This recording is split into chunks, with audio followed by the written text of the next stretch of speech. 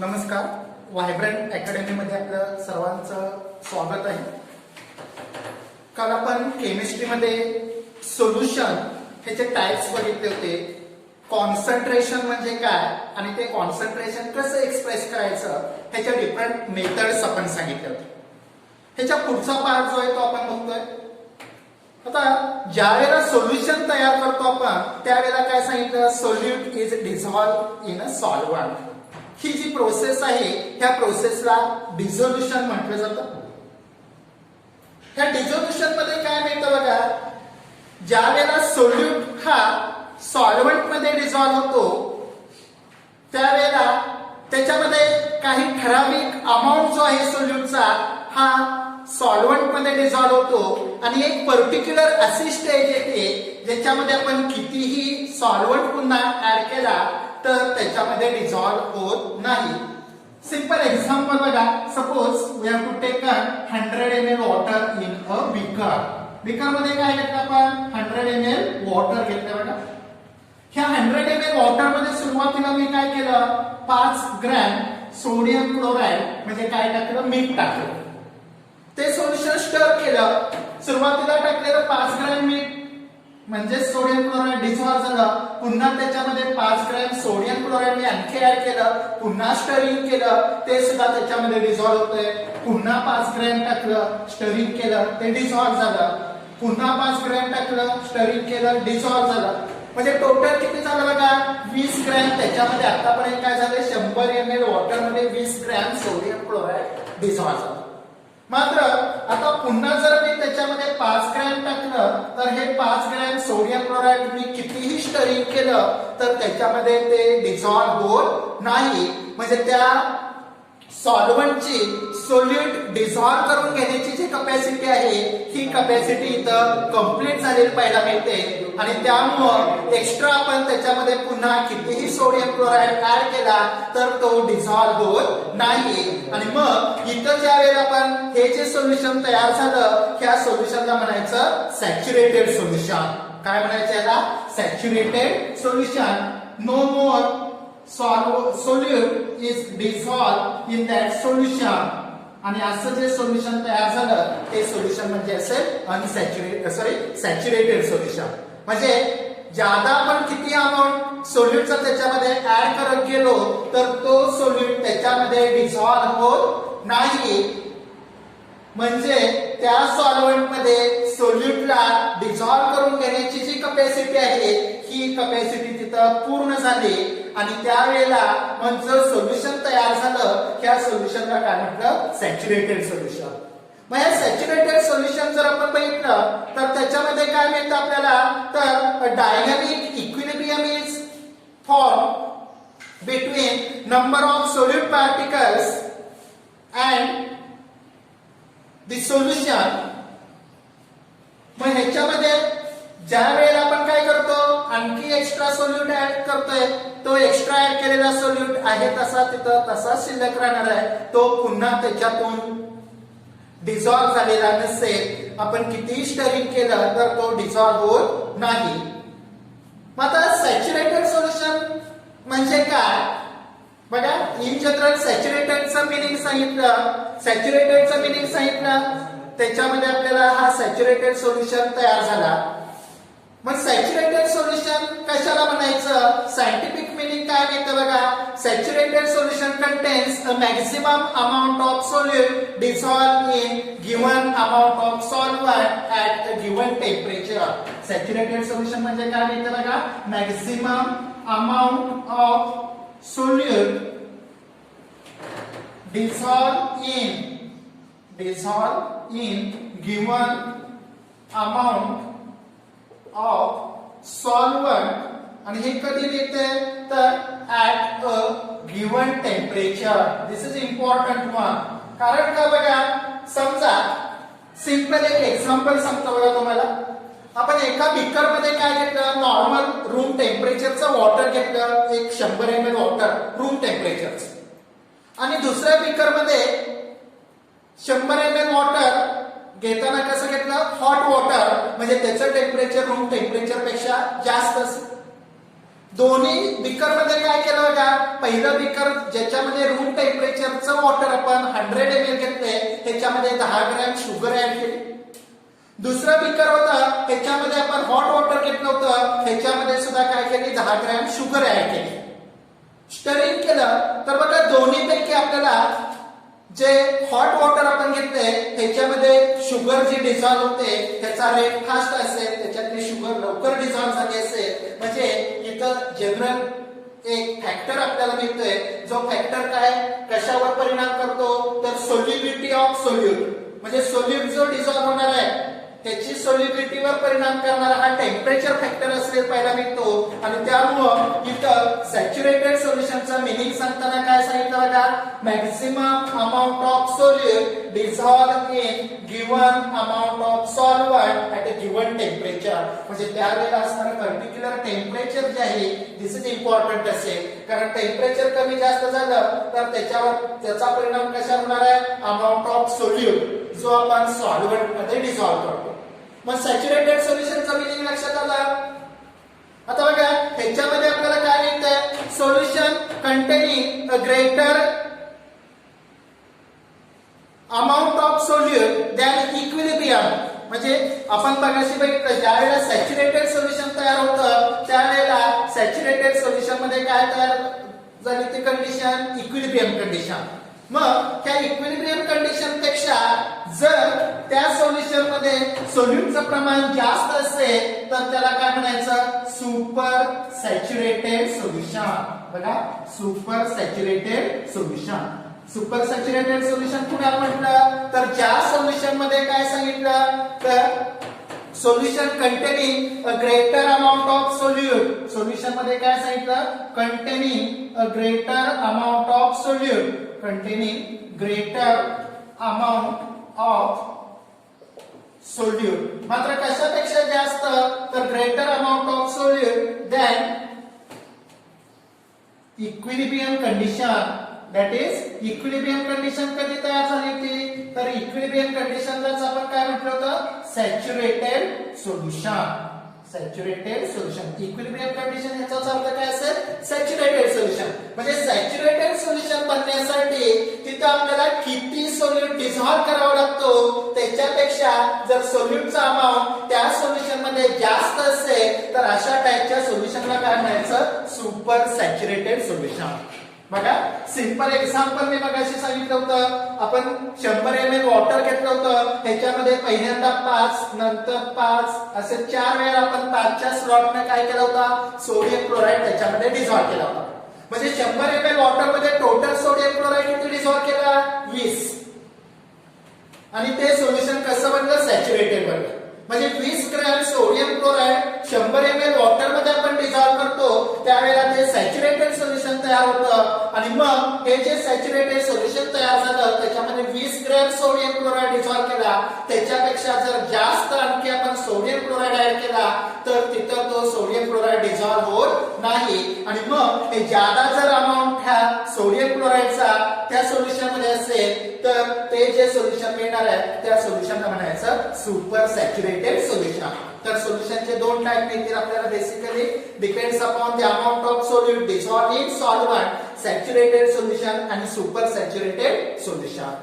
Now according to that ज्या वेळेला हे सुपर सॅच्युरेटेड सोल्युशन मिळतं, हे सुपर सॅच्युरेटेड सोल्युशन जर बघितलं दिस इज अन अनस्टेबल वन. हे सुपर सॅच्युरेटेड सोल्युशन कसं असतं, अनस्टेबल असतं. त्याच्यामध्ये सोल्यूटचं प्रमाण जे आहे ते प्रमाणापेक्षा जास्त असले पाहिजे सोल्यूटचा अमाउंट, आणि त्यामुळे ते सोल्युशन अनस्टेबल असेल. त्याच्यामध्ये जर आपण जादा अमाउंट आपल्याकडं जर ओरिजिनल काही क्रिस्टल्स असतील, उदाहरणार्थ सोडियम क्लोराईडचं हे सोल्युशन आहे, पण त्याच्यामध्ये जर आपल्याकडं रेडीमेड सोडियम क्लोराईडचे जे क्रिस्टल्स आहे हे जर आणखी थोड्या प्रमाणात जर ते क्रिस्टल आपण ह्या सुपर सॅच्युरेटेड सोल्युशन मध्ये जर ऍड केले तर तिथं आपल्याला त्या सोल्युशन मध्ये चेंज होतो आणि तिथं काय तयार झालेलं पाहायला मिळते तर प्रेसिपिटेशन आपल्याला त्याच्यामध्ये तयार झालेलं पाहायला मिळतं. म्हणजे सुपर सॅच्युरेटेड सोल्युशन मध्ये जादा अमाऊंट सोल्यूटचा जर ऍड करत गेलो, एक 5-6 क्रिस्टल जादा अमाऊंट ऍड केले आपण तर त्या सोल्युशन मध्ये आपल्याला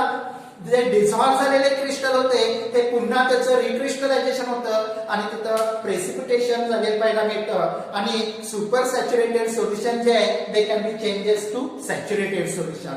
तर ह्या पद्धतीने ही आपल्याला सोल्युशन मध्ये सोल्यूटचं प्रमाण किती आहे त्याच्या बेसवर हे सॅच्युरेटेड आणि सुपर सॅच्युरेटेड असे दोन टाइप सोल्युशनचे पाहायला मिळते. नाव आणखी एक इम्पॉर्टंट टर्म्स आपण त्याच्यामध्ये बघणार आहे कोणती तर बघा सोल्युबिलिटी. आता सोल्युबिलिटी म्हणजे काय? आताच आपण बघितलं सोल्युशन तयार करताना आपण काय करतो solute is dissolve in a solvent. Solution तयार करताना आपण काय करतोय सोल्यूट जो आहे हा सोल्यूट कशामध्ये डिसॉल्व करतोय आपण सॉल्व्हंट मध्ये डिसॉल्व करतो. मग हा जो सोल्यूट आपण सॉल्व्हंट मध्ये डिसॉल्व करतो ह्याच्यावर आपल्याला त्याची सोल्युबिलिटी सांगता येते. म्हणजे काय तर solubility of a solute is its amount per unit volume.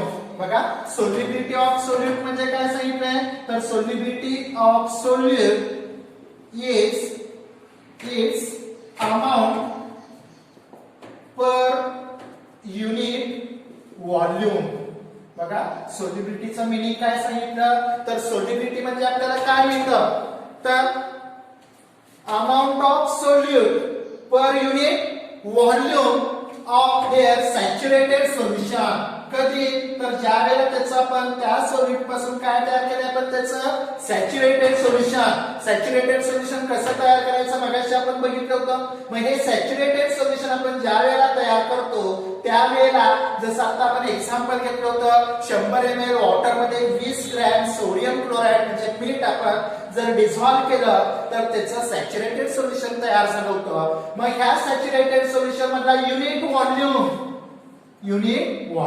आता युनिट व्हॉल्यूम म्हणजे काय तर बेसिकली आपण व्हॉल्यूम मेजर करण्यासाठी त्याचं एसआय युनिट जर आपण बघितलं तर हे मीटर क्यूब मिळते. मात्र आपल्या कन्व्हिनियन्ससाठी आपल्या सोयीसाठी आपण हे व्हॉल्यूम मेजर करताना लिटर मिलीलीटर आणि millilitre correspond to centimetre means 1 millilitre is equal to 1 centimetre cube आणि त्यामुळे 1 मिलीलीटर म्हणजेच काय झालं आपला युनिट व्हॉल्यूम. 1 मिलीलीटर म्हणजे काय झाला युनिट व्हॉल्यूम. आता बघा आपण सॅच्युरेटेड सोल्युशन केलं होतं काय केलं होतं 100 ml काय घेतलं वॉटर घेतलंय त्याच्यामध्ये काय ऍड केलं तर 20 ग्रॅम सोडियम क्लोराईड ऍड केला होता आणि त्यावेळेला हे तयार झालं होतं आपलं सॅच्युरेटेड सोल्युशन. काय तयार झालं होतं सॅच्युरेटेड सोल्युशन. मग आता ह्या सॅच्युरेटेड सोल्युशनचा जर आपण युनिट व्हॉल्यूम घेतला काय घेतला युनिट व्हॉल्यूम म्हणजे त्याच्यातला फक्त किती अमाउंट घेतला आपण 1 मिलीलीटर एवढा अमाउंट आपण घेतला दिस इज अन युनिट व्हॉल्यूम. तर त्याच्यामध्ये सोल्यूटचा अमाउंट किती आहे ती म्हणजे त्याची काय असणार आहे सोल्युबिलिटी असेल. जसं आपण बघितलं 20 ग्रॅम कशामध्ये डिझॉल्व्ह केला 100 मध्ये डिझॉल्व्ह केला तर हे सॅच्युरेटेड सोल्युशन तयार झालं. मग ह्या सॅच्युरेटेड सोल्युशन मधला 1 मिलीलीटर एवढा अमाउंट आपण घेतला आणि हा 1 मिलीलीटर जो अमाउंट आहे त्याच्यामध्ये सोल्यूट किती आहे त्याचा अमाउंट म्हणजेच आपल्याला त्याची काय मिळते सोल्युबिलिटी मिळते. आणि ही सोल्युबिलिटी मेजर करताना आणखी इम्पॉर्टंट पॉइंट त्याच्यामध्ये काय मिळतंय तर at specific temperature this is an important one specific temperature. बघा कारण का तर बघा आता सॅच्युरेटेड सोल्युशन करताना काय केलं मी 100 मध्ये किती सोडियम क्लोराईड डिझॉल्व्ह केला 20 आणखी त्याच्यामध्ये 5 ऍड केला होता हा डिझॉल्व्ह झालेला नाही तो तसाच त्याच्यामध्ये आहे. सिंपल ह्या सोल्युशनला जर मी थोडस हीट केलं तर हा राहिलेला 5 ग्रॅम सुद्धा त्याच्यामध्ये डिझॉल्व्ह होतो आणि त्यामुळे specific temperature this is important असेल. म्हणजे सोल्युबिलिटीचं मिनिंग काय लक्षात आलं का सोल्युबिलिटी म्हणजे काय सांगितलं solubility of a solute is its amount per unit volume म्हणजे कुणाचा अमाउंट सोल्यूटचा कशामध्ये unit volume of saturated solution at a specific temperature. Unit volume of saturated solution at specific temperature ही त्याची काय असणार आहे सोल्युबिलिटी असेल. The solubility of solute is its maximum concentration in that solution, म्हणजे त्या सोल्युशन मध्ये त्या सोल्युटचं मॅक्सिमम कॉन्सन्ट्रेशन म्हणजे त्याची सोल्युबिलिटी असते पाहायला मिळते, कारण त्या सोल्युशन मध्ये त्या सोल्युटचं त्याच्यापेक्षा जास्त कॉन्सन्ट्रेशन आपल्याला मिळू शकत नाही. म्हणजेच ही सोल्युबिलिटी मध्ये त्या सोल्युटचं जे कॉन्सन्ट्रेशन आहे ते कॉन्सन्ट्रेशन मॅक्सिमम असते. आणि हे एक्सप्रेस कशामध्ये केलं जातं, सोल्युबिलिटी एक्सप्रेस इन युनिट मोल पर लिटर. सोल्युबिलिटी एक्सप्रेस करण्यासाठी युनिट काय वापरलंय, मोल पर लिटर. मग सोल्युबिलिटी लक्षात आलं. सोल्युबिलिटी म्हणजे काय सांगितलं, तर solubility of a solute is its amount per unit volume of a saturated solution at specific temperature. म्हणजेच सोल्युबिलिटीचं मीनिंग काय सांगितलं, solubility of solute means it's a maximum concentration. आणि ही सोल्युबिलिटी एक्सप्रेस कशामध्ये केलंय, मोल पर लिटर. नाव हे जी सोल्युबिलिटी आपण बघितले, ह्या सोल्युबिलिटीवर परिणाम करणारे काही फॅक्टर्स आपल्याला मिळतील. मग पुढचा पॉइंट आपल्याला त्याच्यामध्ये बघायचे आणि हा पॉइंट कोणता मिळतो, तर फॅक्टर्स अफेक्टिंग सोल्युबिलिटी. पुढचा पॉइंट आपण काय बघतो बघा, factors affecting solubility. Factors affecting solubility म्हणजे सोल्युबिलिटीवर परिणाम करणारे जे फॅक्टर्स आहेत हे आपण ह्याच्यामध्ये बघतोय. दॅट इज, आता मी सांगितलं सोडियम क्लोराईडचं आपण म्हणजे फॉर एक्झाम्पल घेतलं होतं आपण. पर्टिक्युलर त्याचे सॅच्युरेटेड सोल्युशन बनण्यासाठी किती अमाऊंट लागतं हे आपल्याला प्रॅक्टिकली बघावं लागेल. मी तुम्हाला लक्षात येण्यासाठी फक्त ते एक्झाम्पल सांगितलं होतं. वेगवेगळ्या सबस्टन्सची सोल्युबिलिटी वेगवेगळी असलेली पाहायला मिळते. It depends upon nature of solute, solvent, temperature and pressure. आणि त्यामुळे पहिला फॅक्टर मिळते आपल्याला nature of solute and nature of solvent. Nature of solute and solvent ह्या दोघांचं नेचर कसं आहे त्याच्या बेसवर आपल्याला पहिला फॅक्टर मिळतोय. आणि हा फॅक्टर जो आहे हा सोल्युबिलिटीवर कसा परिणाम करतोय, तर कोणता फॅक्टर सांगितला, nature of solute and solvent. आता याच्यामध्ये जर आपण बघितलं तर जनरली आपल्याला काय मिळतं, compound with similar characters they are more readily soluble with each other. म्हणजे याच्यामध्ये जर बघितलं आपण जे कंपाऊंडचं केमिकल कॅरेक्टर डिफरंट आहे ते एकमेकांमध्ये डिझॉल्व्ह होऊ शकत नाही. मात्र ज्यांचे केमिकल कॅरेक्टर सेम आहे दे डिझॉल्व्ह इन इच अदर. त्याच्यासाठी एक फ्रेज आहे बघा, लाईक dissolves in like. बघा एक फ्रेज त्याच्यासाठी काय मिळते आपल्याला, तर लाईक डिझॉल्व्स लाईक. म्हणजे काय, तर लाईक डिझॉल्व्स लाईक ह्याचा अर्थ काय मिळतो आपल्याला, सारखा जो आहे तो सारख्यामध्ये डिझॉल्व्ह होतो. म्हणजे काय, तर सिंपल एक्झाम्पल बघा. फॉर एक्झाम्पल सोल्यूट हा जर पोलर असेल, सोल्यूटचं नेचर काय असेल, पोलर असेल. आणि सॉल्व्हंट सुद्धा जर कसं असेल, पोलरच असेल. सोल्यूट पोलर आहे, सॉल्व्हंट पोलर आहे, तर दोघांचं केमिकल कॅरेक्टर सेम झालं. दॅट इज पोलर असेल तर पोलर मध्ये डिझॉल्व्ह होणार आहे, नॉन पोलर असेल तर नॉन पोलर मध्ये डिझॉल्व्ह होतो. That is like dissolve in like. Polar polar मध्ये डिझॉल्व्ह, नॉन पोलर मध्ये डिझॉल्व्ह होतो. म्हणजे ह्याच्यावरून ही फ्रेज तयार झाली पाहिजे मिळते, like dissolve in like. Simple बघा. फॉर एक्झाम्पल सोडियम क्लोराइड हा आयोनिक कंपाऊंड आहे. They having polar like nature मिळते. They are easily dissolve in water. Water हा पोलर सबस्टन्स आहे, पोलर सॉल्व्हंट असलेला पाहायला मिळतो. म्हणजे substance having similar intermolecular force they are likely to be soluble with each other. म्हणजे solute आणि solvent यांच्यातला इंटरमॉलिक्युलर फोर्स जो आहे हा जर सारखा असेल तर जनरली ते काय होतात, एकमेकांमध्ये सहजासहजी डिझॉल्व्ह झालेले पाहायला मिळते. म्हणजे polar solute dissolve in polar solvent because त्याचं रिझल्ट काय मिळतंय, why polar dissolve in polar. Polar solute जो आहे हा पोलर सोल्यूट कशामध्ये डिझॉल्व्ह झाला, डिझॉल्व्ह इन पोलर सॉल्व्हंट. बघा पोलर सोल्यूट जो आहे हा कशामध्ये डिझॉल्व्ह होते, पोलर सॉल्व्हंट मध्ये. बिकॉज हे डिझोल्युशन कशामुळे मिळतं, तर ह्यांच्यामध्ये डिफरंट इंटरॅक्शन्स मिळतात. कोणकोणत्या टाईपचं, पहिलं इंटरॅक्शन आहे सोल्यूट सोल्यूट इंटरॅक्शन. ना दुसरं इंटरॅक्शन मिळते सॉल्व्हंट सॉल्व्हंट इंटरॅक्शन आणि तिसरं इंटरॅक्शन मिळते आपल्याला ते म्हणजे सोल्यूट अँड सॉल्व्हंट इंटरॅक्शन. बघा एकूण 3 टाईपचे इंटरॅक्शन. ज्या वेळेला सोल्युशन तयार होतं त्यावेळेला आपण काय करतोय सोल्यूट सॉल्व्हंट मध्ये डिझॉल्व्ह करतो. मग जो सोल्यूट आपण घेतलाय त्या सोल्यूटचे जे मॉलिक्युल्स असते त्यांच्यामध्ये काही ना काही अट्रॅक्टिव्ह फोर्स असेल त्याला आपण म्हणतोय सोल्यूट सोल्यूट इंटरॅक्शन.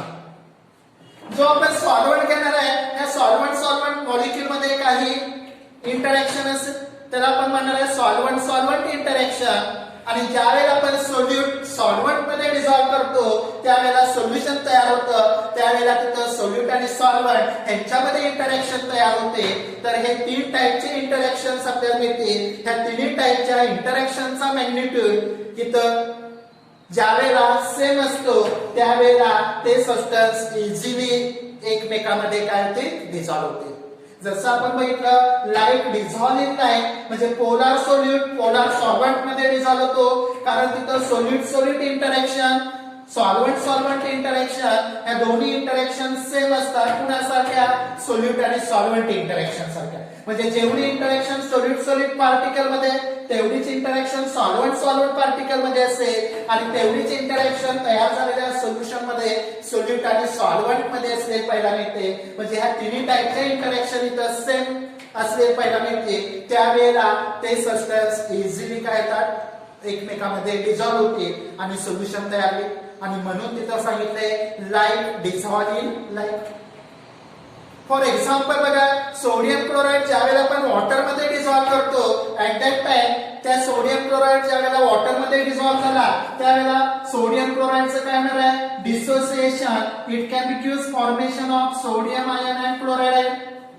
मग हा जो तयार झालेला सोडियम आयन आहे हा सोडियम आयन आणि water as well as chloride ion आणि वॉटर यांच्यामध्ये जर इंटरॅक्शन बघितलं तर हे इंटरॅक्शन स्ट्रॉंग आयन डायपोल टाइपचे इंटरॅक्शन असेल. कोणत्या टाइपचे इंटरॅक्शन मिळते गेल्या वर्षी तुम्ही 11 मध्ये डिफरंट टाइपचे मॉलिक्युलर इंटरॅक्शन्स बघितले होते. त्याच्यामध्ये पहिलं बघितलं होतं बघा डायपोल डायपोल इंटरॅक्शन.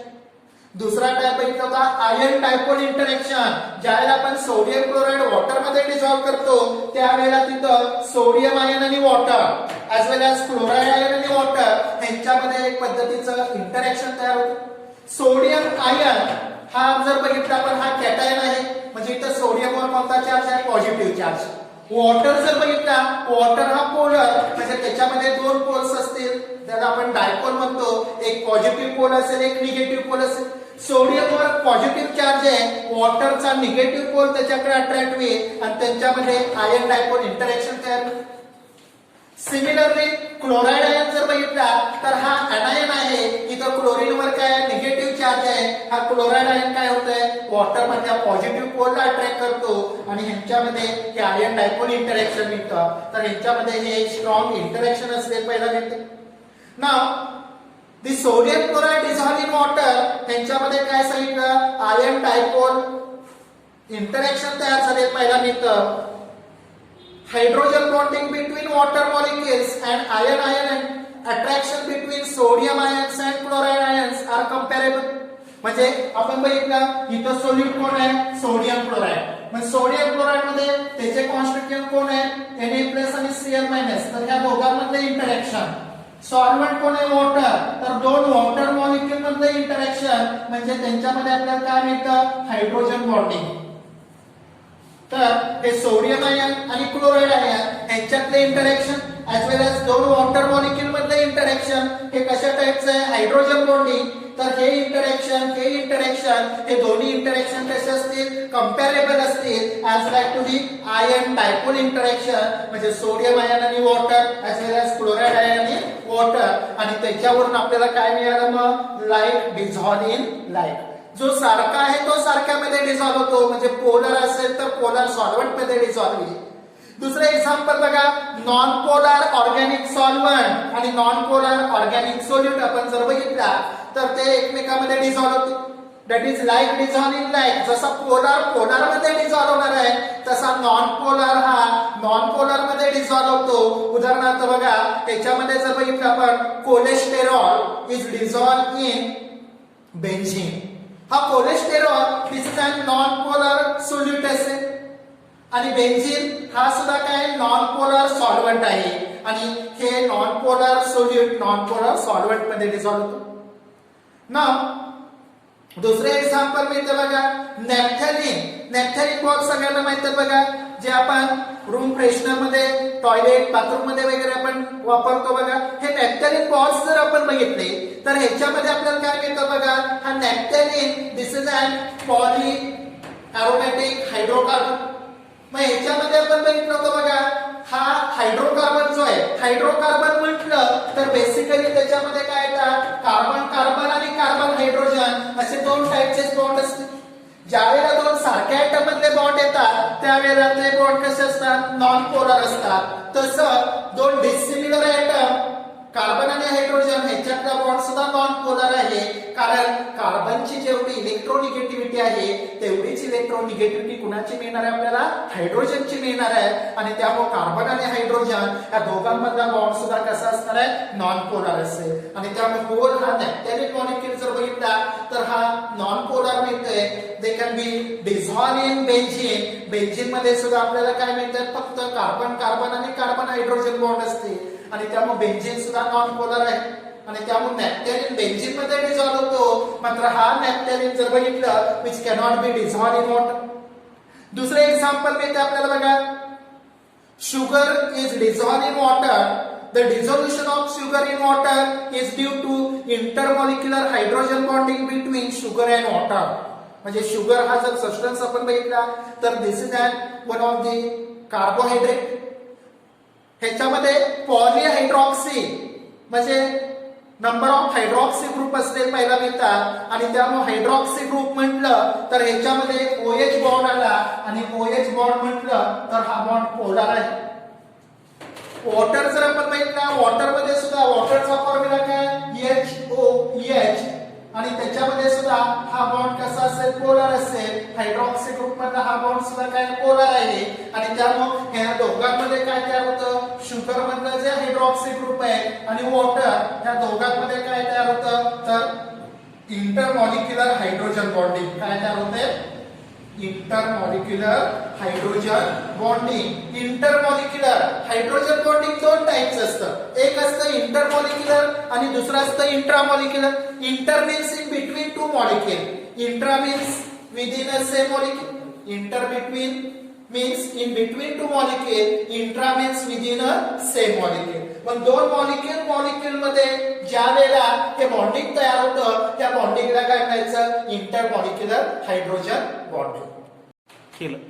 नाव ह्या शुगर मध्ये काय सांगितलंय तर हा पॉलीहायड्रॉक्सी कंपाऊंड आहे, ह्याच्यामध्ये हायड्रॉक्सी ग्रुप जो आहे तो पोलर आहे. वॉटर जो आहे तो सुद्धा पोलर आहे आणि त्यामुळे हायड्रॉक्सी ग्रुप आणि वॉटर यांच्यामध्ये काय होते, इंटरमॉलिक्युलर हायड्रोजन बॉन्डिंग तयार होतं आणि इंटरमॉलिक्युलर हायड्रोजन बॉन्डिंग तयार होते. म्हणून तिथं जर आपण बघितलं तर हा शुगर जो आहे हा वॉटर मध्ये डिझॉल्व झालेला मिळतो. तर हा पहिला फॅक्टर आपण बघितलाय सोल्युबिलिटीवर परिणाम करणारा नेचर ऑफ सोल्यूट आणि सॉल्व्हंट. त्याच्यामध्ये एक इम्पॉर्टंट पॉइंट लक्षात ठेवायचा कोणता, light dissolve in light he page लक्षात ठेवायची. म्हणजे जो सारखा आहे तो सारख्यामध्ये डिझॉल्व होतो. त्याचा अर्थ काय, पोलार सोल्यूट हा पोलार सॉल्व्हंट मध्ये डिझॉल्व होईल, नॉन पोलार सोल्यूट हा नॉन पोलार सॉल्व्हंट मध्ये डिझॉल्व होईल. तर this is important one. Now stop here. राहिलेले फॅक्टर जे आहेत आपण नेक्स्ट पिरियडला बघूया. ह्या आपल्या चॅनलला सबस्क्राईब करा, शेअर करा. नाव स्टॉप हियर. नेक्स्ट पिरियडला कंटिन्यू करू.